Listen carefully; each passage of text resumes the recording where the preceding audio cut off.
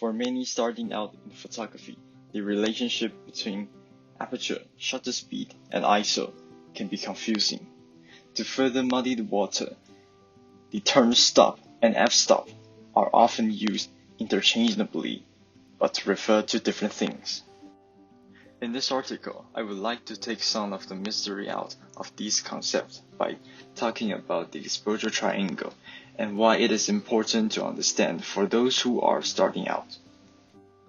Please keep in mind that the concepts in this video are oversimplified to make it easy for beginners to understand, especially when it comes to ISO. The exposure triangle consists of three elements that adjust how the camera captures the light. Aperture, shutter speed, ISO, these three elements together correctly expose the lens. The three variables of exposure triangle are interdependent, and it is with these variables that the camera movement is more complete.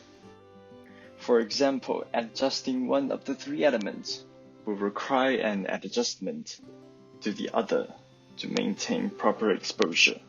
The exposure triangle is also known as the photography triangle and the camera triangle. Aperture, shutter speed, and ISO are the main variables in the camera triangle that controls exposure. But each element also affects other qualities of image. Depth of field, motion blur, and noise are all determined by elements of exposure triangle photography. Before we go too far, let's start our discussion by talking about the stop of light. Understanding what a stop is the key to understanding the exposure triangle.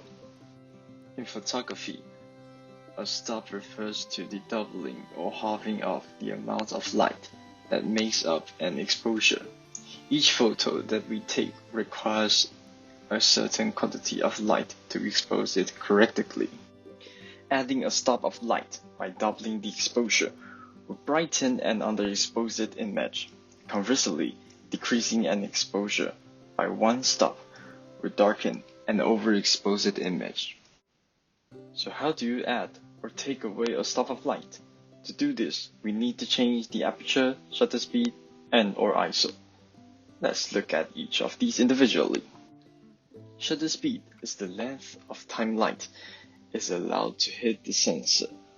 It is measured in seconds. Shutter speed is probably the easiest of the exposure triangle sides to understand. Aperture refers to the size of the circular hole in the lens that lets in light. The bigger the hole, the more light that reaches the sensor. In fact, each time you double the area of that opening, you double the amount of light or increase the exposure by one stop.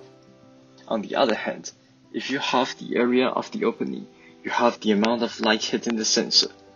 And you guessed it, that will decrease the exposure by one stop. Large apertures, which correlates to small f-stop numbers, produce a very shallow depth of field. On the other hand, small apertures or large f-stop numbers produce image with a large depth of field. Now, let's take a look on the example. Captured with the Canon 650D and 50mm f1.8 lens. This image has a large depth of field. I focus on the red trash can about 5 meters ahead of me. A wooden chair and the tree leaves far behind are all in focus. This image has shallow depth of field. Here I focus on the cat. It's sharp, but the background is blurred. The final variable in the exposure triangle is ISO. You can think of ISO as the sensitivity of the digital sensor, although it is a lot more complicated than that. Higher values of ISO means that the sensor does not need to collect as much light to make the correct exposure. Low ISO means that the sensor will have to gather more light to make the exposure. Well, being familiar with these basic photography will not only help you avoid unnecessary mistakes that leads to missed moment, but will also enable to take great photos with the correct exposure.